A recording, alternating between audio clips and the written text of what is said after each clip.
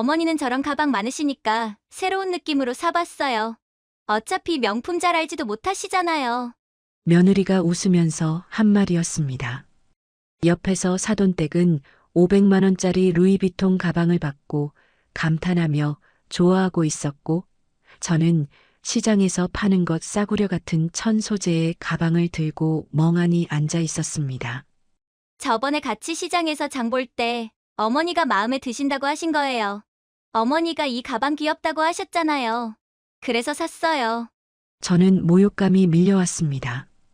사돈댁 앞에서 공개적으로 창피를 당하는 기분이었어요. 손이 떨렸죠. 10억을 빌려줬는데 이게 제가 받는 대우였습니다. 이 모든 일이 어떻게 시작되었는지 그 이야기를 처음부터 들려드릴게요. 저는 박순미라고 합니다. 올해 69이에요. 젊었을 때 작은 사업을 했었죠. 그때 꽤 성공해서 노후 자금은 충분히 마련해뒀습니다. 지금은 서울에 있는 아파트에서 혼자 살고 있어요. 남편은 10년 전에 먼저 세상을 떠났고 아들 민호는 결혼해서 분가한 지 오래됐습니다. 민호는 39살이에요. 제법 괜찮은 회사를 다니고 있죠. 며느리 은지는 37인데 평소에는 밝고 웃는 얼굴로 잘 대해줬어요. 저는 며느리가 마음에 들었습니다. 착하고 예의 바르다고 생각했거든요. 명절 때마다 일찍 와서 음식 준비도 도와주고 제 생일도 꼬박꼬박 챙겨줬죠.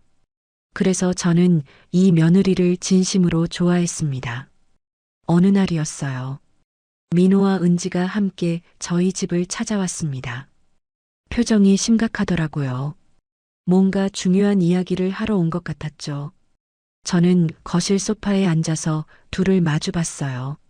민호가 손을 비비작거리며 앉더니 은지를 슬쩍 쳐다봤습니다. 은지도 긴장한 표정이었어요. 민호가 먼저 입을 열었습니다. 엄마, 사실 오늘 부탁할 게 있어서 왔어. 저는 고개를 끄덕였어요. 무슨 이야기일까 궁금했죠. 민호는 평소에 부탁할 게 있어도 쉽게 말을 꺼내지 못하는 성격이었습니다. 그런 아들이 이렇게 심각하게 찾아온 걸 보니 보통 일이 아닌 것 같았어요. 은지가 조심스럽게 말을 이었습니다. 어머니, 저희가 아파트를 하나 알아봤는데요. 정말 좋은 위치에 이번에 매물이 하나 나왔어요. 민호가 신이 나서 말했어요. 엄마, 진짜 좋은 곳이야. 학군도 최고고 교통도 편하고 회사 가기도 가까워. 은지가 덧붙였습니다. 나중에 저희 애기도 낳으면 학교도 보내야 되잖아요. 이 동네가 정말 좋대요. 애들 키우기에 최고래요. 주변에 공원도 많고 도서관도 가깝고요. 저는 둘의 이야기를 들으며 고개를 끄덕였습니다. 좋은 집을 찾았다니 다행이라고 생각했죠. 결혼한 지도 몇 년 됐고 이제 슬슬 아이도 생각할 나이니까요. 좋은 환경에서 손주를 키울 수 있다면 저도 기쁜 일이었어요. 민호가 조심스럽게 말을 꺼냈어요. 그런데 엄마, 문제가 집 사는데 비용이 좀 부족해서. 저는 벌써 무슨 이야기인지 감이 왔습니다. 돈을 빌려달라는 거겠죠. 하지만 얼마나 필요한지는 아직 몰랐어요. 저는 마음속으로 가능한 금액을 추측해 봤습니다. 은지가 눈물을 글썽이며 말했어요. 어머니, 저희 이 집 꼭 사고 싶어요. 근데 돈이 부족해서요. 죄송하지만 10억만 도와주실 수 있으세요? 10억이라는 금액을 듣는 순간 제 가슴이 철렁 내려앉았어요. 작은 돈이 아니었습니다. 물론 저한테 없는 돈은 아니었죠. 젊을 때 사업으로 꽤 벌었고 노후 자금으로 충분히 모아뒀거든요. 하지만 한 번에 내놓기엔 부담스러운 금액이었습니다. 제 평생 모은 돈의 절반이 넘는 금액이었어요. 민호가 빨리 말을 이었습니다. 엄마, 우리가 평생 갚을게. 이번 아니면 나중에 이런 기회 다시 안 올 것 같아. 위치도 그렇고 조건도 너무 좋단 말이야. 은지도 고개를 끄덕이며 말했어요. 어머니, 정말 좋은 집이에요. 나중에 손주들도 좋은 환경에서 크게 할 수 있어요. 이 동네는 교육 환경이 정말 좋거든요. 저는 잠시 말없이 앉아 있었어요. 머릿속이 복잡했죠. 아들 부부를 도와주고 싶은 마음은 있었습니다. 하지만 한편으로는 불안했어요. 너무 큰 돈이었거든요. 10억이면 제가 앞으로 편하게 살 수 있는 돈이었습니다. 그걸 한 번에 내놓는다는 게 쉽지 않았어요. 민호가 제 손을 잡으며 말했습니다. 엄마, 우리가 꼭 갚을게. 약속해. 은지도 제 다른 손을 잡았어요. 어머니, 저희 정말 열심히 일해서 꼭 갚을게요. 어머니가 도와주시지 않으면 이 집은 못 사요. 다른 데서 대출 받으려고 했는데 한도가 부족해서요. 저는 고민이 됐습니다. 가족인데 도와줘야 하는 건 맞죠? 하지만 10억이라는 돈이 가볍게 느껴지지 않았어요. 제 통장에서 그 큰 돈이 빠져나간다는 게 현실적으로 와닿지 않았습니다. 망설이는 제 모습을 본 민호와 은지는 그날 이후로 매일같이 찾아왔어요. 다음 날도 왔습니다. 과일을 한 박스 들고 왔죠. 은지가 환하게 웃으며 말했어요. 어머니, 제가 백화점에서 사온 과일이에요. 어머니 좋아하시는 샤인 머스켓이에요. 맛있게 드세요. 저는 고맙다고 했지만 마음 한편이 무거웠어요. 과일을 받으면서도 10억이라는 금액이 계속 머릿속을 맴돌았습니다. 그 다음 날도 왔어요. 이번에는 고기를 사들고 왔습니다. 민호가 말했죠. 엄마, 우리 오늘 같이 고기 구워 먹자. 내가 구워줄게. 엄마 좋아하시는 LA 갈비 사왔어. 저는 둘의 정성을 보면서 마음이 흔들렸습니다. 매일 찾아와서 애교를 부리고 눈물까지 보이니까요. 가족인데 이렇게까지 해야 하나 싶기도 했어요. 며칠 동안 밤잠을 설쳤습니다. 도와줘야 하나 말아야 하나 고민했죠. 일주일쯤 지났을까요? 은지가 제게 카카오톡 메시지를 보냈어요. 메시지를 열어보니 이렇게 적혀 있었습니다. 어머니, 이번에 10억 빌려주시면 저희가 매달 50만 원씩 꼭 갚을게요. 이렇게라도 약속드려요. 그리고 평생 효도할게요. 어머니 없으면 저희는 아무것도 할 수 없어요. 메시지를 읽으면서 저는 조금 안심이 됐습니다. 매달 50만 원씩이라도 갚겠다고 하니까요. 그것도 카톡으로 기록까지 남겨놨죠. 저는 이렇게 약속까지 하는데 믿어봐도 되지 않을까 생각했습니다. 평생 효도하겠다는 말도 있었고요. 며느리가 이렇게까지 간절하게 부탁하는데 외면할 수가 있나 싶었죠. 결국 저는 도와주기로 결정했어요. 가족이니까요. 며느리가 저렇게까지 약속하는데 뿌리칠 수가 없었죠. 손주도 생각하면 좋은 환경에서 키우는 게 맞는 것 같았습니다. 저는 은지에게 답장을 보냈어요. 그래, 도와줄게. 너희 말 믿는다. 좋은 집에서 행복하게 살아라. 은지는 바로 답장을 보냈습니다. 어머니, 정말 감사해요. 저희 평생 잊지 않을게요. 어머니 은혜 절대 배신하지 않을게요. 민호도 전화를 걸어왔어요. 엄마, 고마워. 우리 열심히 살게. 엄마한테 꼭 보답할게. 저는 전화를 끊고 나서 한숨을 내쉬었습니다. 잘한 결정일까 하는 생각이 들었죠. 하지만 이미 결정한 일이었어요. 가족을 믿어보기로 한 거였습니다. 아들이 저를 실망시킬 리 없다고 생각했어요. 다음 날 저는 은행에 가서 10억 원을 민호 계좌로 이체했습니다. 통장 잔고가 확 줄어드는 걸 보니까 마음 한편이 허전했어요. 하지만 아들 부부가 좋은 집에서 살 수 있다면 그것도 괜찮다고 생각했습니다. 언젠가 태어날 손주들이 좋은 환경에서 자란다면 할머니로서 뿌듯한 일이니까요. 민호가 이체 확인했다고 전화했어요. 엄마 받았어. 정말 고마워. 우리 잘 살게. 이 은혜 평생 갚을게. 저는 괜찮다고, 너희가 행복하면 된다고 말했습니다. 그때만 해도 저는 이 결정을 후회하게 될 줄 몰랐어요. 정말 몰랐죠. 제가 모욕을 당하게 될 줄은 상상도 못했습니다. 한 달쯤 지났을까요? 민호한테서 전화가 왔어요. 엄마, 우리 이번 주에 아파트 사전 점검 다녀왔어. 이제 곧 입주야. 진짜 집이 너무 좋아. 저는 기뻤습니다. 아들 부부가 새 집에 들어간다니까요. 제가 도와준 보람이 있는 것 같았어요. 민호가 말을 이었어요. 엄마한테 너무 고마워서 저녁 한번 대접하고 싶어. 이번 주말에 시간 괜찮아? 맛있는 거 먹으러 가자. 저는 좋다고 했죠. 며느리도 전화를 바꿔받았습니다. 어머니, 정말 감사해요. 꼭 오세요. 어머니 좋아하시는 한정식집 예약할게요. 저는 주말이 기다려졌어요. 아들 부부가 감사하다고 저녁까지 대접한다니까요. 마음이 흐뭇했죠. 10억이라는 큰 돈을 빌려줬지만 이렇게 고마워하는 걸 보니 뿌듯했습니다. 드디어 주말이 됐습니다. 저는 약속한 식당으로 갔어요. 민호가 알려준 한정식 집이었죠. 꽤 고급스러운 곳이었습니다. 식당 문을 열고 들어가니까 민호와 은지가 손을 흔들며 저를 불렀어요. 그런데 그 옆에 낯익은 얼굴이 하나 더 보였습니다. 은지 어머니였어요. 그러니까 사돈댁이죠.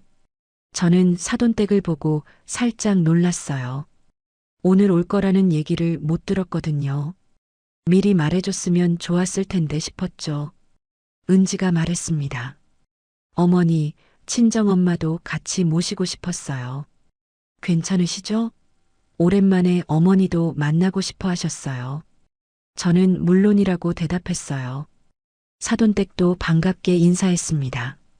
아이고, 사돈 어른. 오랜만이네요. 그동안 잘 지내셨어요? 저희는 자리에 앉아서 이야기를 나눴습니다. 음식도 하나씩 나오기 시작했죠. 분위기는 좋았어요. 민호와 은지는 새 아파트 이야기를 신나게 했습니다.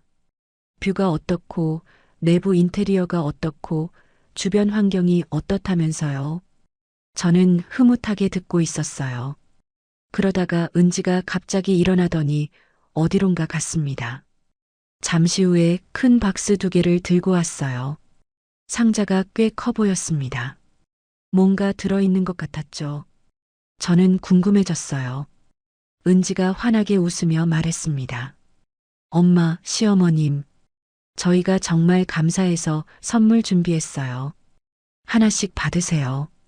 저희 마음이니까 꼭 받아주세요. 저는 깜짝 놀랐습니다. 선물까지 준비했다니까요. 저녁 식사만 해도 충분한데 선물까지라니 과하다는 생각이 들었어요. 은지는 2 상자 중 하나를 사돈댁 앞에 놓고 다른 하나를 제 앞에 놓았습니다. 사돈댁이 먼저 상자를 열었어요. 포장지를 벗기더니 안에서 뭔가를 꺼냈습니다. 저는 그걸 보고 눈이 커졌어요. 루이비통 가방이었습니다. 젊었을 때 명품 구경을 자주 다녔어서 한눈에 알아봤습니다. 사돈댁이 놀란 목소리로 말했어요. 아이고, 이게 뭐야? 이렇게 비싼 걸 왜 사줬어? 이거 비싼 명품 아니야? 사돈댁은 상자 안에 들어있던 영수증을 슬쩍 봤어요. 그러더니 더 큰 목소리로 말했죠. 어머, 진짜 500만 원짜리네. 이런 걸 내가 어떻게 받아? 너무 비싼 거 아니야? 은지가 뿌듯한 얼굴로 말했습니다. 엄마가 매번 저희한테 잘 챙겨주시잖아요. 반찬도 매번 해주시고 저희가 항상 고마워서 그래요. 이거라도 받아주세요. 사돈댁은 감탄하면서 가방을 이리저리 들여다봤어요. 정말 좋아하는 게 보였습니다. 가방을 들어보기도 하고 안을 들여다보기도 하고 영수증을 다시 보기도 했죠. 옆 테이블 사람들도 쳐다볼 정도로 좋아했어요. 저도 기분이 좋아졌습니다. 제 차례가 왔으니까요. 저도 비슷한 선물을 받겠구나 싶었어요. 저는 제 앞에 놓인 상자를 봤습니다. 크기는 사돈댁 거랑 비슷했어요. 포장도 비슷하게 되어 있었죠. 저는 기대하는 마음으로 포장지를 뜯었습니다. 어떤 걸 줬을까, 어떻게 반응하면 좋을까 생각하면서요. 혹시 샤넬일까? 아니면 설마 에르메스? 너무 기대가 됐습니다. 저는 상자를 열었어요. 그런데 안에 들어있던 건 작은 핸드백이었습니다. 로고도 없었어요. 시장에서 파는 것 같은 평범한 가방이었죠. 싸구려 같은 천 소재의 간단한 디자인이었습니다. 가격은 많이 나가봤자 5만 원 정도? 아니 3만 원일 수도 있겠다 싶었어요. 저는 당황했습니다. 사돈댁은 500만 원짜리 명품 가방을 받았는데 저는 이런 걸 받은 거예요. 뭐라고 반응해야 할지 몰랐죠. 그냥 멍하니 가방을 들고 있었습니다. 사돈댁이 받은 거랑 너무 차이가 났어요. 주변 시선도 느껴졌습니다. 은지가 저를 보더니 물었어요. 마음에 안 드세요, 어머니? 저는 황급히 대답했습니다. 아니야, 마음에 들어. 고마워. 그런데 은지가 웃으면서 말했어요. 저번에 같이 시장에서 장 볼 때 어머니가 마음에 드신다고 하신 거예요. 어머니가 이 가방 귀엽다고 하셨잖아요. 그래서 샀어요. 저는 그제야 기억이 났어요. 지난번에 은지랑 시장 갔을 때 지나가다가 이 가방 귀엽다고 한마디 했었죠. 그냥 스쳐 지나가며 한 말이었습니다. 정말 사달라는 뜻도 아니었고 그냥 보이길래 한마디 한 거였어요. 그런데 그걸 기억해서 사준 거였습니다. 은지가 사돈댁이 받은 가방을 손짓하면서 덧붙였어요. 어머니는 저런 가방 많으시니까 새로운 느낌으로 사봤어요. 어차피 명품 잘 알지도 못하시잖아요. 그 말을 듣는 순간 제 얼굴이 굳었습니다. 제가 명품을 잘 모른다고요? 저는 젊었을 때 친구들이랑 백화점 구경 자주 다녔어요. 루이비통이 뭔지, 샤넬이 뭔지, 에르메스가 뭔지 다 알았습니다. 모를 리가 없죠. 사업할 때 거래처 사람들 만나면서 명품 가방 몇 개 사보기도 했고요. 그런 제가 명품을 모른다니요. 하지만 그게 문제가 아니었습니다. 저는 명품이 갖고 싶어서 화난 게 아니었어요. 앞에 사돈댁이 앉아있는 자리에서 이렇게 대놓고 차별하는 게 문제였죠. 의도적으로 저를 낮춰본 겁니다. 사돈댁은 500만 원짜리 명품 가방을 받았어요. 영수증까지 같이 들어있어서 가격이 다 보였죠. 그런데 저는 시장에서 몇만 원에 살 수 있는 가방을 받은 겁니다. 무려 10억 원을 빌려준 시어머니한테 이런 대우를 하다니요. 사돈댁 앞에서 공개적으로 창피를 준 거죠. 저는 모욕감이 밀려왔습니다. 돈 문제가 아니었어요. 사람을 무시하는 거였죠. 저를 아무렇게나 대해도 된다고 생각하는 게 느껴졌어요. 가슴이 답답했습니다. 순간 표정 관리가 안 됐어요. 제 얼굴이 굳어 있는 게 느껴졌죠. 민호가 제 눈치를 살폈지만 저는 아무 말도 안 했습니다. 할 말이 없었어요. 뭐라고 해야 할지 몰랐죠. 음식이 나왔지만 입맛도 없었습니다. 억지로 몇 숟가락 떠먹었지만 넘어가지 않았어요. 목에 뭔가 걸린 것처럼 답답했죠. 사돈댁은 옆에서 새 가방을 꺼내서 계속 구경하느라 신이 나 있었습니다. 은지한테 고맙다고 몇 번이나 말하면서요. 저는 참을 수가 없었어요. 자리에서 일어났습니다. 미안한데 나 오늘 좀 몸이 안 좋아서 먼저 갈게. 갑자기 어지럽네. 민호가 놀라서 물었어요. 엄마, 왜? 무슨 일 있어? 병원 가봐야 해? 저는 아니라고 그냥 피곤하다고 말하고 식당을 나왔어요. 집으로 돌아오는 길에 눈물이 났습니다. 화가 나고 서러웠어요. 10억을 빌려줬는데 이런 대우를 받다니요. 택시를 타고 오는 내내 눈물을 참을 수가 없었습니다. 그날 저녁 집에 돌아와서도 잠을 이룰 수가 없었습니다. 계속 생각이 났어요. 사돈댁한테는 500만 원짜리 명품 가방을 주고 저한테는 시장 가방을 준 그 장면이요. 눈을 감아도 그 장면이 보였습니다. 은지의 얼굴, 사돈댁에 좋아하는 표정, 제 앞에 놓인 초라한 가방이요. 밤 9시쯤 됐을까요? 민우한테서 전화가 왔어요. 저는 전화를 받았습니다. 민우가 조심스럽게 말했어요. 엄마, 오늘 갑자기 가서 걱정됐어. 괜찮아? 어디 아픈 데 있어? 저는 대답하지 않았습니다. 괜찮을 리가 없었죠. 몸이 아픈 게 아니라 마음이 아팠어요. 민우가 말을 이었어요. 가방 마음에 안 들면 내가 다시 사줄게.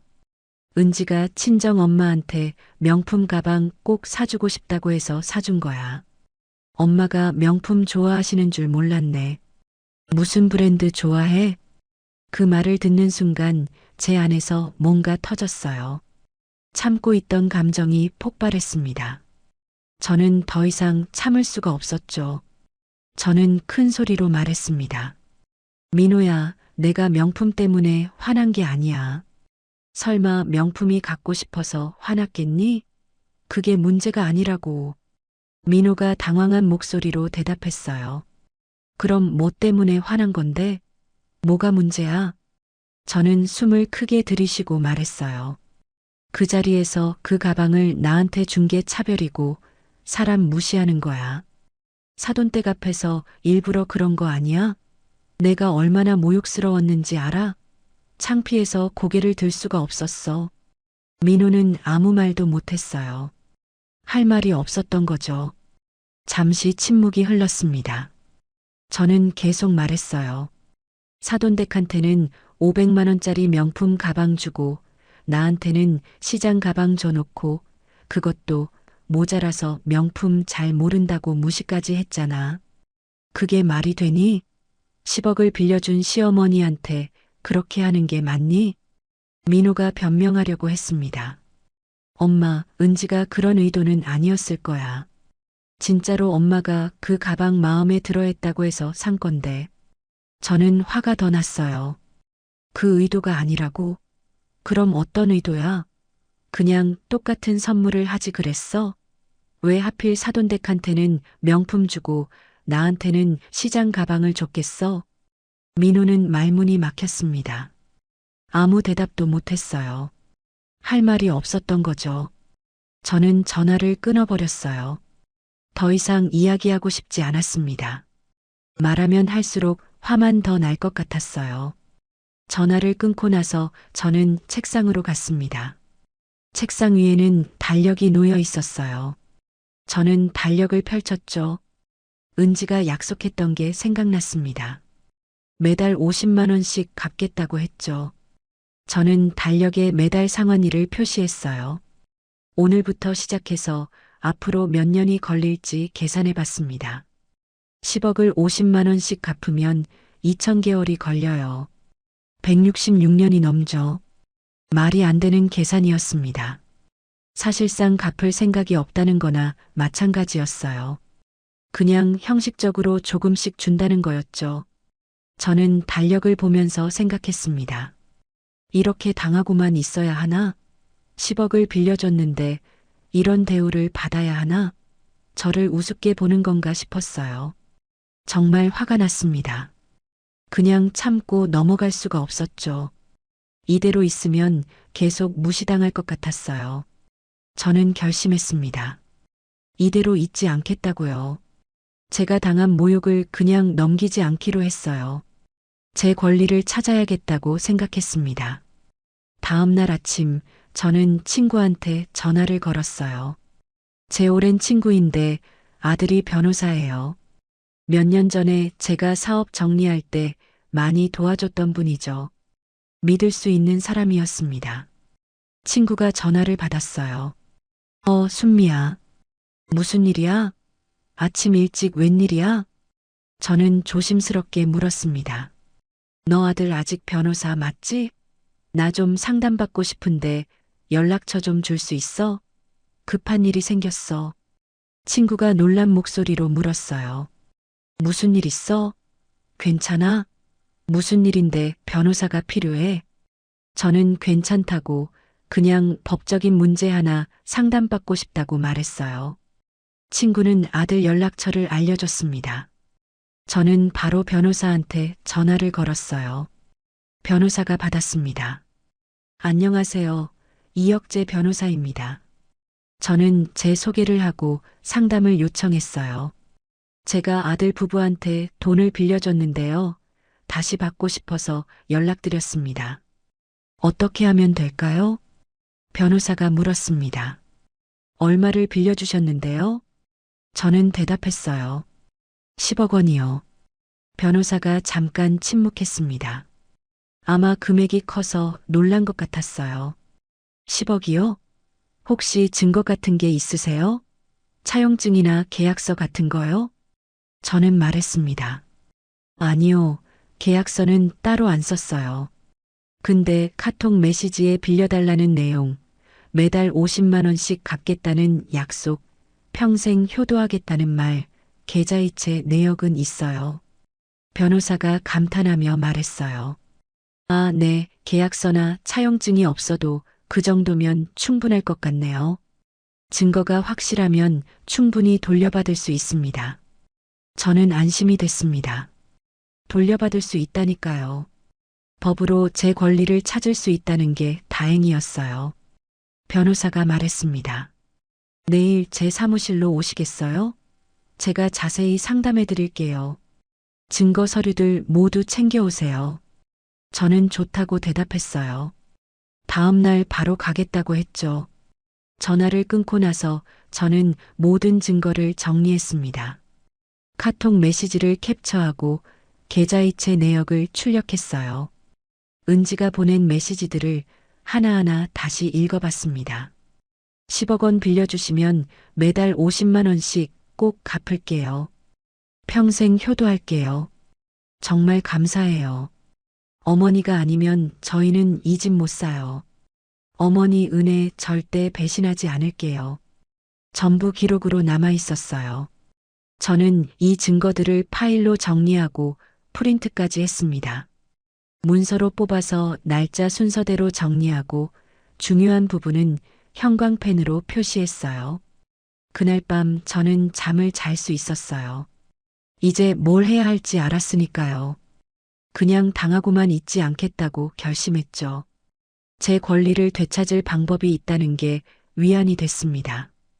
다음 날 아침 저는 일찍 일어났습니다. 변호사 사무실에 갈 준비를 했어요. 증거 서류들을 가방에 챙겼죠. 빠뜨린 게 없나 몇 번이고 확인했습니다. 사무실은 강남에 있었어요. 먼 거리가 아니라서 지하철을 타고 갔습니다. 출근 시간이라 사람들이 많았죠. 저는 서류 가방을 꼭 껴안고 앉아 있었어요. 사무실에 도착하니까 변호사가 반갑게 맞아줬습니다. 어르신, 어서 오세요. 이쪽에 앉으세요. 따뜻한 커피 드릴까요? 저는 의자에 앉아서 가방에서 서류들을 꺼냈어요. 변호사는 서류들을 하나씩 살펴봤습니다. 카톡 메시지를 보더니 고개를 끄덕였어요. 이거 정말 완벽하네요. 빌려달라는 내용, 상환 약속, 효도하겠다는 약속까지 다 있어요. 날짜도 다 나와 있고요. 계좌이체 내역도 봤습니다. 10억이 한 번에 이체됐네요. 날짜도 메시지 날짜랑 일치하고요. 이 정도면 충분합니다. 변호사는 서류들을 다시 한번 꼼꼼히 확인했어요. 그러더니 저를 보며 말했습니다. 어르신, 이 정도면 충분합니다. 소송 걸면 100% 이길 수 있어요. 증거가 너무 명확해서 다툴 여지가 전혀 없어요. 저는 물었습니다. 그럼 어떻게 하면 되나요? 절차가 어떻게 되죠? 변호사가 설명했어요. 먼저 내용 증명을 보내는 게 좋습니다. 빌려준 돈을 돌려달라고 공식적으로 요구하는 거예요. 그게 첫 단계죠. 저는 고개를 끄덕였어요. 변호사가 계속 말했습니다. 내용 증명을 보낸 후에 상대방이 안 갚으면 그때 소송을 진행하면 됩니다. 대여금 반환 청구 소송이라고 해요. 법원에 소장을 제출하는 거죠. 저는 물었어요. 그럼 돈을 돌려받을 수 있나요? 확실한가요? 변호사가 자신 있게 말했습니다. 네, 판결 나면 돌려받을 수 있습니다. 만약 판결 후에도 안 갚으면 강제 집행도 가능해요. 재산 압류하거나 월급 압류할 수도 있죠. 법은 어르신 편이에요. 걱정 마세요. 저는 마음이 편해졌습니다. 법적으로 돌려받을 방법이 있다니까요. 제가 무력하게 당하고만 있을 필요가 없다는 게 안심이 됐어요. 변호사가 물었습니다.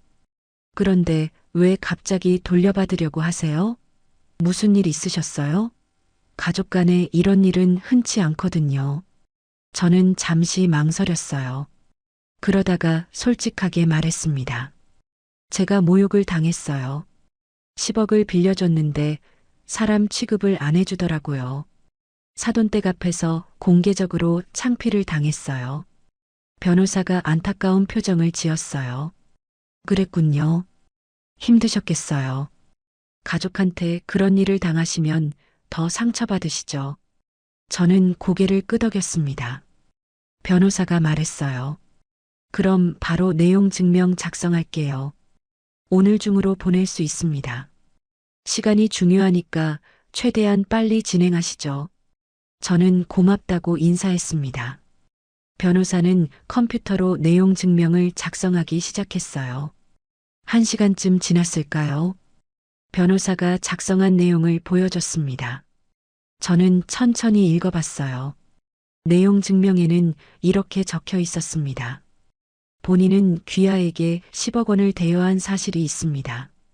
귀하는 매달 50만 원씩 상환하기로 약속했으나 본인은 신뢰관계가 훼손되어 전액 상환을 요구합니다. 귀하의 모욕적인 언행으로 인해 약정된 신뢰관계는 이미 훼손되었습니다. 따라서 본인은 귀하에게 제공한 모든 지원을 철회함을 통지합니다. 이 통지서를 받은 날로부터 7일 이내에 10억 원 전액을 상환하시기 바랍니다. 저는 내용을 읽으면서 고개를 끄덕였습니다. 정확하게 제 마음을 담은 내용이었어요.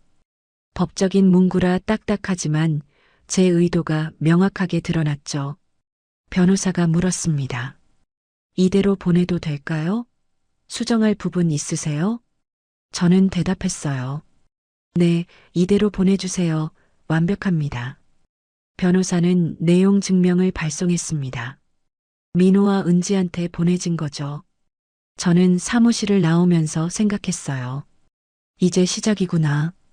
제 권리를 찾는 싸움이 시작된 거예요. 되돌릴 수 없는 강을 건넌 기분이었습니다. 집으로 돌아오는 길에 저는 마음이 복잡했습니다. 한편으로는 후련했지만 다른 한편으로는 슬펐어요. 가족끼리 이렇게까지 해야 하나 싶었죠.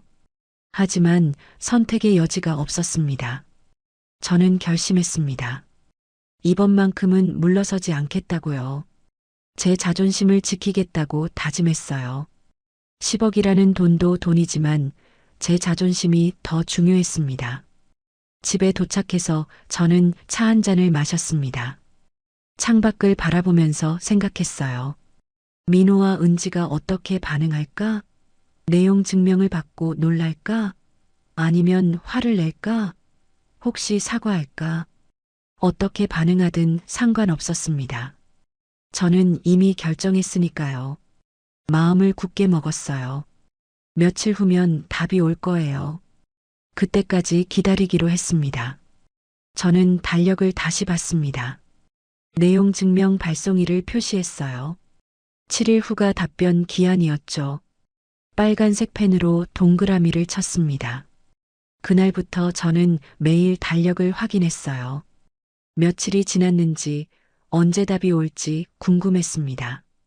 매일 아침 일어나자마자 달력부터 봤죠. 이제 기다리는 일만 남았어요. 어떤 일이 벌어질지 궁금했지만 두렵지는 않았습니다. 제가 옳은 일을 하고 있다는 걸 알았으니까요. 제 양심에 부끄러운 일을 하는 게 아니었어요. 변호사 사무실에서 나온 다음 날이었습니다. 저는 아침 일찍 변호사한테서 전화를 받았어요. 어르신, 내용 증명이 어제 바로 발송했어요. 오늘쯤이면 도착할 겁니다. 등기로 보냈으니까 받았는지 확인할 수 있어요. 저는 알았다고 대답했습니다. 이제 민호와 은지가 받을 시간이었죠. 어떤 반응을 보일지 궁금했어요. 오전 11시쯤이었을까요? 민호한테서 전화가 왔어요. 저는 전화를 받지 않았습니다. 아직 이야기하고 싶지 않았거든요. 변호사를 통하기로 했죠. 계속 전화가 왔습니다. 한 번, 두 번, 세 번. 저는 전부 무시했어요. 10번도 넘게 왔던 것 같습니다. 오후가 되자 은지한테서 문자가 왔어요. 문자를 열어봤습니다. 어머니, 무슨 일이세요? 갑자기 왜 이러시는 거예요? 전화 좀 받아주세요. 저는 답장하지 않았어요. 할 말이 없었습니다. 지금 제 마음을 말로 설명할 수 없었어요. 저녁 때쯤 되니까 민호한테서 또 전화가 왔습니다. 이번에는 받았어요. 언제까지 피할 수는 없으니까요. 민호가 당황한 목소리로 말했습니다. 엄마, 오늘 이상한 서류가 왔어. 내용 증명이라는 건데 이게 뭐야? 법무법인에서 온 거야. 저는 침착하게 대답했어요. 민호야, 서류 읽어봤니? 민호가 말했습니다. 읽어봤는데 돈 당장 갚으라는 거잖아. 10억을 7일 안에 갚으라고? 이게 말이 돼. 엄마, 농담이지? 저는 말했어요. 말이 왜 안 돼? 내가 빌려준 돈 갚겠다는데. 나는 농담 아니야. 민호가 목소리를 높였습니다. 엄마, 우리 매달 50만 원씩 갚기로 했잖아. 왜 갑자기 이러는 거야? 우리 약속했잖아요. 저는 조용히 말했어요. 너희가 약속을 어겼잖아. 먼저 약속을 깬 건 너희야. 민호가 되물었습니다. 무슨 약속을 어겼다는 거야? 우리가 뭘 잘못했어? 저는 대답했어요. 평생 효도하겠다고 하면서 날 모욕했어. 그게 효도니? 사돈댁 앞에서 날 창피 준 게 효도야? 민호는 할 말이 없었는지 잠시 침묵했습니다. 숨소리만 들렸어요. 저는 전화를 끊었어요. 더 이상 이야기할 게 없었습니다. 이틀 후에 은지한테서 전화가 왔어요. 은지가 화난 목소리로 말했습니다. 어머니, 이게 무슨 짓이세요? 왜 갑자기 돈 갚으라고 하시는 거예요? 저는 침착하게 대답했습니다. 내가 빌려준 돈이니까. 당연한 거 아니니? 은지가 소리쳤어요. 저희는 이미 매달 50만 원씩 주기로 했잖아요. 왜 다시 가져가려고 하세요? 약속 어기시는 거예요? 저는 말했습니다. 너희가 날 모욕했으니까. 그런 대우를 받으면서까지 왜 내가 너희를 도와줘야 하니? 내가 호구야? 은지가 어이없다는 듯이 말했어요. 어머니, 설마 가방 때문에 그러시는 거예요? 그것 때문에 10억을 갚으라고요? 말도 안 돼요. 저는 화가 났습니다. 가방 문제가 아니야. 너희가 날 어떻게 대했는지 모르니? 사돈댁 앞에서 날 무시했잖아. 명품 잘 모른다고 비꼬기도 했고. 은지가 말했어요. 저는 어머니 무시한 적 없어요. 그냥 어머니가 좋아하신다고 했던 가방 산 거예요. 진심으로요. 저는 말했어요. 좋아한다고 한 적 없어. 그냥 귀엽다고 한마디 한 거야. 그리고 그걸 그 자리에서 선물이라고 준 거야? 사돈댁한테는 500만 원짜리 명품 주면서. 은지가 큰 소리로 말했습니다. 어쨌든 저희는 10억 다시 돌려드릴 생각 전혀 없어요. 저희는 매달 50만 원씩 드리기로 했으니까 그렇게 하세요. 법적으로도 그게 맞을 거예요. 그 말을 듣는 순간 제 안에서 뭔가가 끊어졌습니다. 저는 전화를 끊고 바로 변호사한테 연락했어요. 변호사님, 며느리가 돈 안 갚겠대요. 더 강력한 방법 없나요? 빨리 진행하고 싶어요. 변호사가 대답했습니다. 그럼 소송을 걸 수 있습니다. 제가 저번에 말씀드렸었죠? 대여금 반환 청구 소송이요. 법원에 소장을 제출하는 거예요. 저는 물었어요. 그럼 제 돈을 받을 수 있나요? 확실한가요? 변호사가 말했습니다. 네, 판결 나면 받을 수 있습니다. 그리고 판결 후에도 안 갚으면 강제 집행이 가능해요. 재산 압류, 월급 압류 다 할 수 있어요. 저는 고민 없이 말했어요. 하겠습니다. 바로 진행해 주세요. 빨리요. 변호사가 물었습니다. 확실하세요?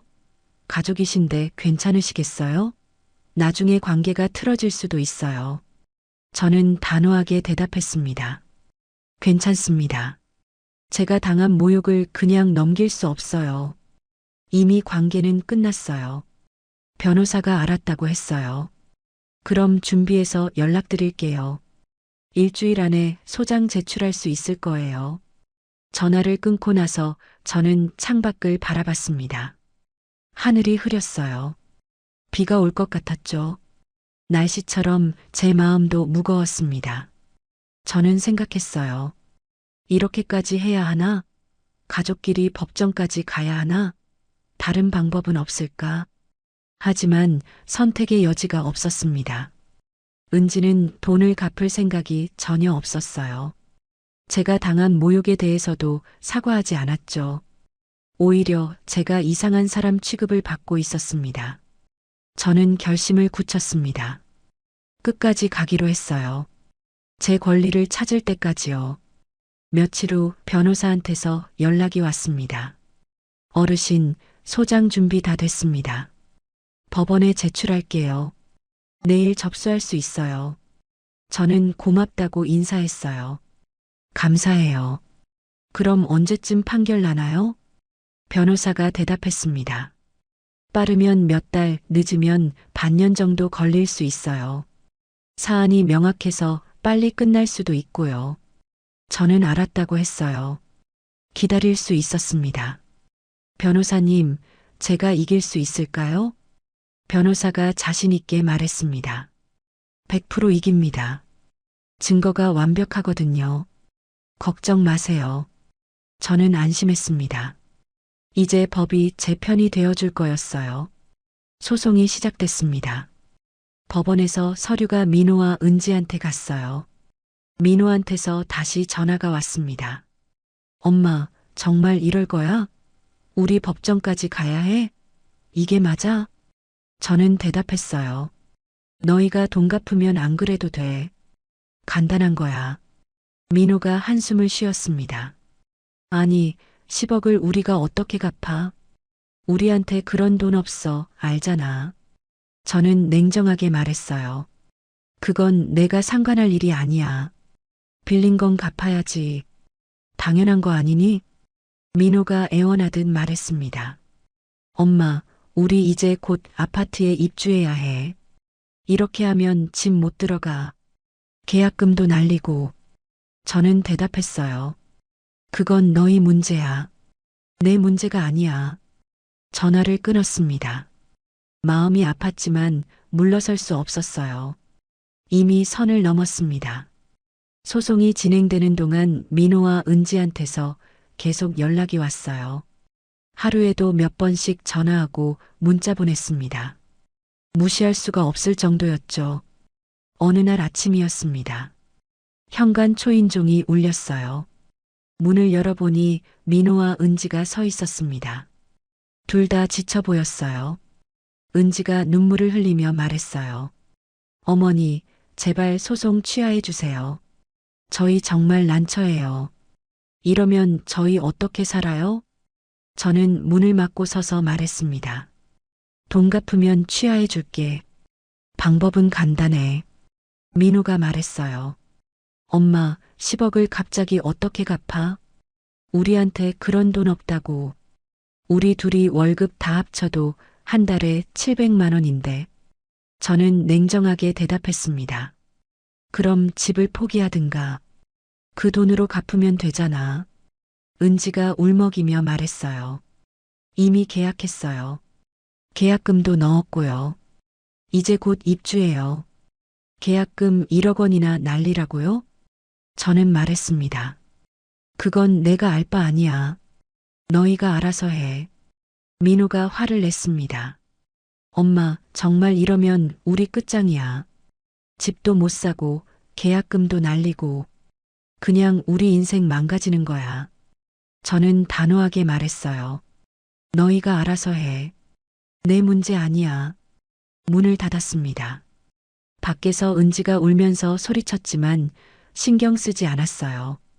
더 이상 흔들리지 않기로 했습니다. 며칠 후 변호사한테서 연락이 왔습니다. 어르신, 상대방 변호사가 합의하자고 연락 왔습니다. 한번 만나보시겠어요? 저는 물었어요. 그쪽이 뭐라고 하던가요? 변호사가 말했습니다. 일단 50만 원씩 받고 나머지는 나중에 갚겠다고 하네요. 여유 생기면 더 갚겠대요. 저는 코웃음이 나왔습니다. 변한 게 없었죠? 단호하게 말했어요. 아니요, 안 됩니다. 전액 다 받을 거예요. 합의은 없어요. 변호사가 물었습니다. 어르신 확실하세요? 조금이라도 받는 게 나을 수도 있는데요. 저는 대답했어요. 네, 확실합니다. 전액 아니면 소용없어요. 변호사가 알았다고 했습니다. 그럼 그렇게 의견 전달하겠습니다. 합의는 결렬됐습니다. 소송은 계속 진행됐어요. 법정에 가는 날이었습니다. 저는 변호사와 함께 법원에 갔어요. 법정 안에 들어가니 민호와 은지가 앉아 있었습니다. 은지는 울먹이고 재판이 시작됐어요. 판사가 물었습니다. 원고 측에서 입증할 증거가 있습니까? 저희 변호사가 일어나서 말했습니다. 네, 카카오톡 메시지 기록과 계좌이체 내역이 있습니다. 모두 제출하겠습니다. 증거를 제출했어요. 판사가 서류들을 살펴봤습니다. 한참을 보더니 고개를 끄덕였어요. 판사가 피고 측을 보며 물었습니다. 피고는 이 사실을 인정합니까? 민호의 변호사가 일어났어요. 사실은 인정하지만 매달 50만 원씩 상환하기로 합의했습니다. 구두 합의가 있었습니다. 저희 변호사가 반박했습니다. 합의 내용은 신뢰관계가 유지될 때만 유효합니다. 피고가 원고를 모욕하여 신뢰관계가 파괴됐습니다. 평생 효도하겠다는 약속도 어겼고요. 판사가 고개를 끄덕였습니다. 증거가 명확하군요. 다음 기일에 판결하겠습니다. 재판은 그렇게 끝났어요. 법정을 나오면서 민호가 저를 불렀습니다. 엄마, 저는 돌아보지 않았습니다. 그냥 걸어 나왔어요. 뒤돌아보면 마음이 흔들린 것 같았습니다. 한 달 후 판결이 났습니다. 변호사한테서 전화가 왔어요. 어르신, 이겼습니다. 10억 원 전액 상환 판결 났어요. 저희가 완승입니다. 저는 안도했습니다. 드디어 제 권리를 찾은 거였어요. 역시 법은 제 편이었습니다. 그럼 이제 어떻게 하나요? 변호사가 설명했습니다. 상대방이 자진해서 갚으면 좋지만 안 갚으면 강제 집행할 수 있습니다. 걱정 마세요. 저는 알았다고 대답했어요. 판결문이 민호와 은지한테 갔어요. 며칠 후 민호한테서 전화가 왔습니다. 엄마, 우리 정말 10억이 없어. 어떻게 해야 해? 방법이 없어. 저는 냉정하게 말했어요. 방법이 왜 없어? 집을 포기해. 그럼 되잖아. 민호가 한숨을 쉬었습니다. 집 포기하면 계약금도 날리고 우리 갈 데가 없어. 전세 만기도 다 됐는데. 저는 대답했어요. 그건 너희가 알아서 해야지. 전화를 끊었습니다. 일주일 후 은지한테서 연락이 왔어요. 집 앞에서 기다리고 있다고 했습니다. 문을 열어보니 은지가 무릎을 꿇고 있었어요. 어머니, 제발 용서해 주세요. 제가 잘못했어요. 진심으로 사과드려요. 저는 은지를 내려다봤습니다. 이제 와서 사과해봤자 소용없어. 너무 늦었어. 은지가 울면서 말했어요. 제발 한 번만 봐주세요. 저희 정말 갈 곳이 없어요. 제발이요. 저는 단호하게 말했습니다. 너희가 날 모욕하고 차별하는데 내가 이런 취급을 받으면서 왜 도와줘야 하는 거니? 말해봐. 은지가 계속 울었지만 저는 마음을 바꾸지 않았습니다. 너희 분수에 맞는 집에 살아. 계약금부터 집값까지 다 빌려서 사는 집을 왜 사고 싶어 하는 거야? 너네는 지금 욕심이 과해. 문을 닫았습니다.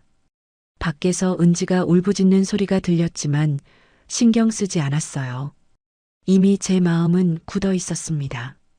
판결이 난 후 한 달이 지났어요. 민호와 은지는 돈을 갚지 않았습니다. 변호사한테 연락했죠.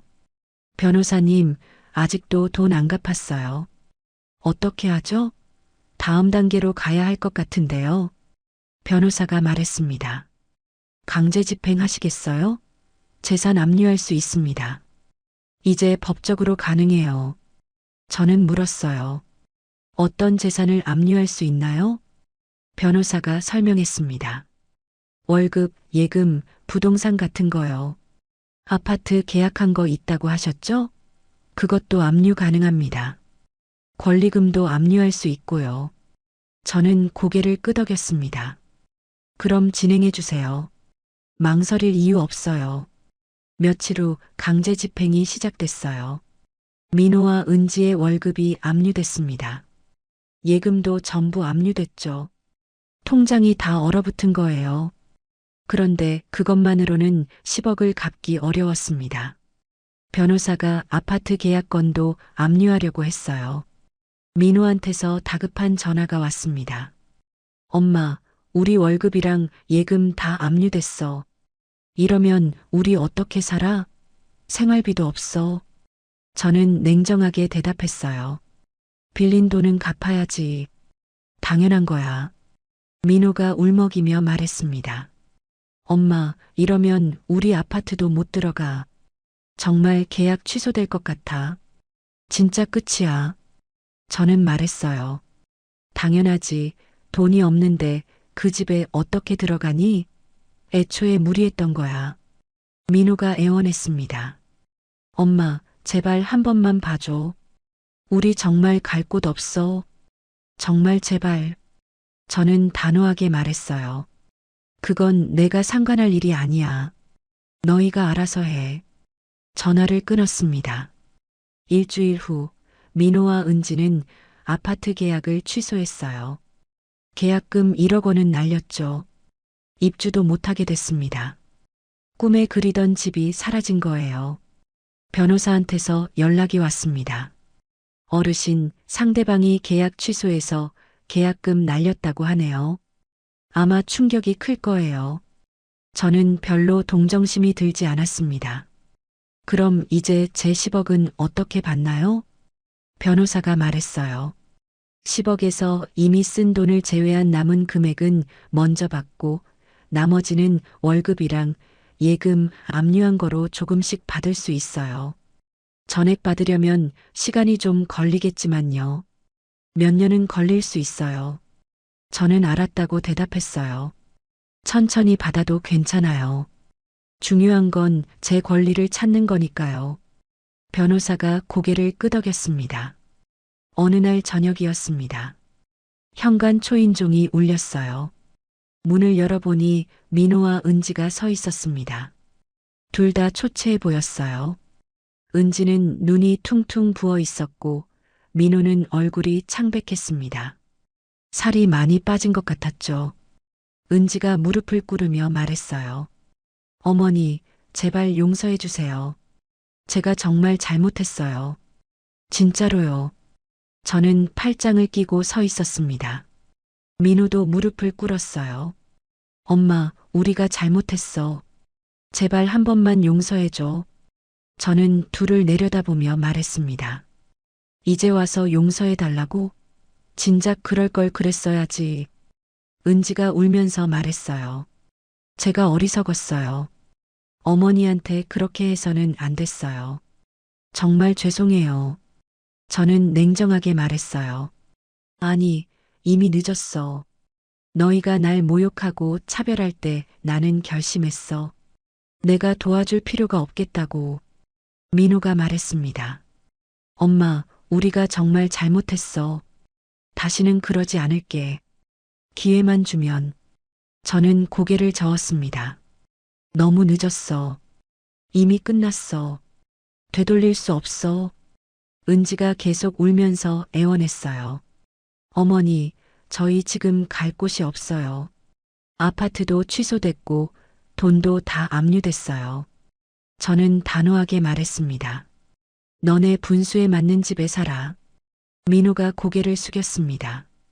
저는 계속 말했어요. 너네는 돈도 없으면서 10억이나 빌리고 그 돈으로 비싼 집에 들어가려고 했잖아. 그게 말이 되니? 너희 능력으로 살 수 있는 집에 살아야지. 욕심 부리지 말고. 은지가 눈물을 닦으며 말했어요. 어머니 말씀이 맞아요. 저희가 욕심이 과했어요. 분수를 몰랐어요. 저는 문을 닫으려고 했어요. 민호가 마지막으로 말했습니다. 엄마, 정말 미안해. 엄마가 우리 용서 못해도 이해해. 우리가 잘못했어. 저는 대답하지 않고 문을 닫았습니다. 그날 밤 저는 창밖을 바라봤어요. 별이 많이 보였습니다. 마음이 복잡했지만 후회는 되지 않았어요. 제가 한 일이 옳았다고 생각했습니다. 제 권리를 지킨 거니까요. 며칠 후 변호사한테서 연락이 왔어요. 어르신, 매달 조금씩 돈이 들어오고 있어요. 월급 압류된 걸로요. 저는 고맙다고 인사했습니다. 시간이 걸리겠지만 언젠가는 다 받을 수 있겠죠? 변호사가 대답했어요. 네, 그럴 겁니다. 꾸준히 받으실 거예요. 저는 안심했습니다. 천천히라도 제 돈을 돌려받을 수 있다니까요. 그걸로 충분했어요. 몇 달이 지났어요. 민호와 은지는 작은 집으로 이사했습니다. 10평짜리 원룸이라고 들었어요. 꿈에 그리던 큰 아파트와는 비교도 안 되는 곳이죠. 변호사한테서 소식을 들었습니다. 어르신, 상대방이 작은 집으로 이사했대요. 더 이상 큰 집은 꿈도 못 꿀 거예요. 월급도 계속 압류되고 있고요. 저는 별로 놀라지 않았습니다. 당연한 결과였죠. 자업자득이에요. 어느 날 동네 마트에서 은지를 마주쳤어요. 은지는 저를 보더니 고개를 숙였습니다. 눈도 마주치지 못하더라고요. 저는 그냥 지나쳤습니다. 할 말이 없었어요. 더 이상 할 이야기가 없었죠. 집으로 돌아오는 길에 생각했습니다. 제가 너무 냉정했나? 가족인데 이렇게까지 해야 했나? 하지만 곧 생각을 바꿨어요. 아니야, 나는 옳은 일을 한 거야. 잘못한 게 없어. 제가 당한 모욕을 생각하면 화가 났습니다. 10억을 빌려줬는데 시장 가방을 선물로 준 거, 명품 잘 모른다고 한 말, 사돈댁 앞에서 저를 무시한 일들이요. 그 기억은 지울 수 없었어요. 그런 대우를 받으면서까지 왜 도와줘야 했겠어요? 가족이라고 해서 무조건 참아야 하나요? 아니에요. 저는 제 선택을 후회하지 않았어요. 한 달쯤 지났을까요? 민호한테서 문자가 왔습니다. 엄마, 미안해. 우리가 정말 잘못했어. 엄마 마음 이제 이해해. 앞으로 잘 살게. 건강하세요. 사랑해요. 짧은 내용이었습니다. 읽고 나니 조금 마음이 무거웠지만 그래도 후회는 안 됐습니다. 변호사한테서 정기적으로 연락이 왔습니다. 매달 조금씩 돈이 들어오고 있다고 했죠. 어르신, 이번 달에도 100만 원 들어왔어요. 천천히지만 계속 받고 있습니다. 꾸준히 들어오고 있어요. 저는 고맙다고 인사했습니다. 시간이 지나면서 저는 마음이 편해졌어요.